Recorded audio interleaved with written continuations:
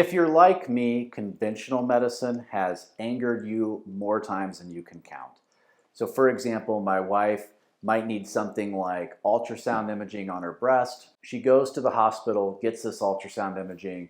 We think it's case closed. And 6 weeks later, we get an unexpected bill from the imaging laboratory, of which we weren't expecting and of which we weren't told.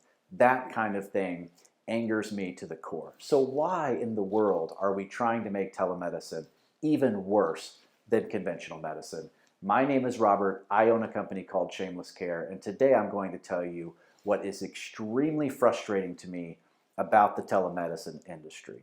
Now, the first thing is a lack of transparent pricing.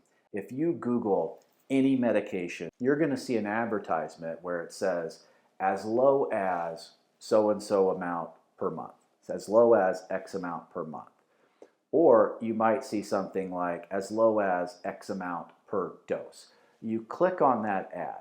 What you will see is that you will immediately be asked to answer some questions, which start off very delicate and very gentle. Because if the first question was, list every medication you're on, or have you ever been diagnosed with a mental disorder? Almost everybody is going to say, whoa, that got way too personal, too fast, hit the back button, and move on with their life. So they'll ask you questions like, are you here to get treatment for XYZ? If so, how concerned are you about this problem? And you start to click, and next thing you know, 10 minutes later, you have built an entire medical history with this company. You have listed all your medications. You've listed your blood pressure.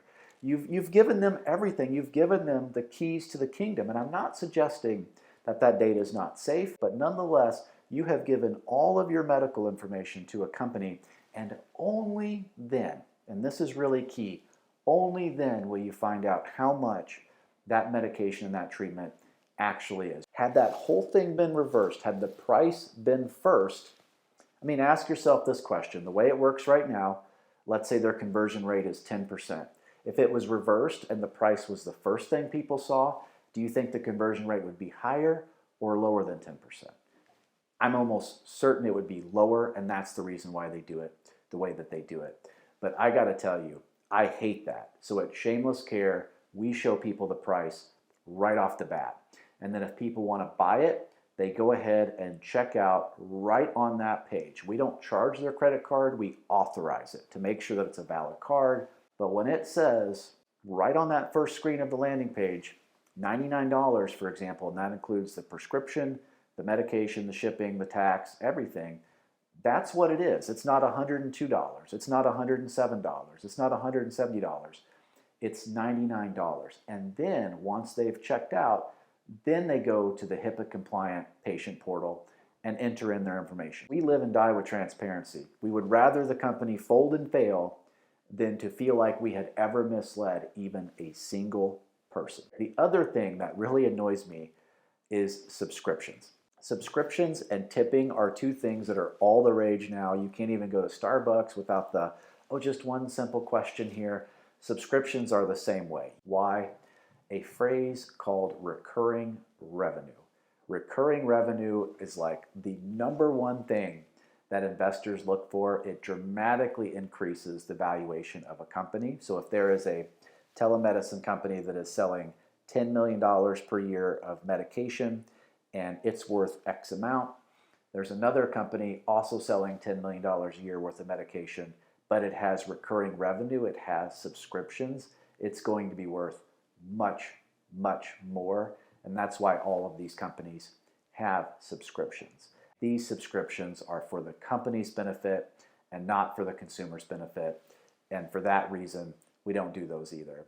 Now, all of this bothers me because telemedicine has the opportunity to be so much better than conventional medicine in a lot of ways, and yet we're going out of our way to make it more expensive and more annoying. I already talked about this earlier, but I'll give you a real world example of how telemedicine can do something that conventional medicine just cannot.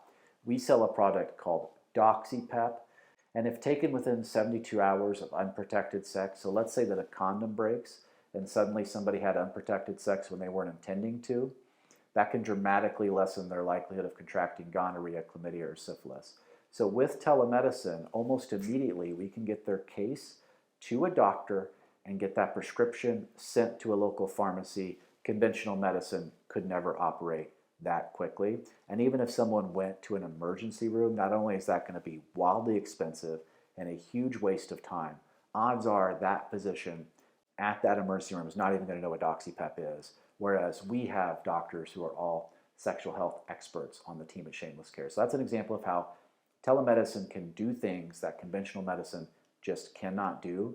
But what honestly breaks my heart are why are companies making telemedicine the most expensive, the most gotcha, the most misleading part of medicine. It should be so much easier to be more transparent, cheaper, and faster than regular medicine. I'm Robert with Shameless Care. Thank you so much for watching, and I'll see you in the next one.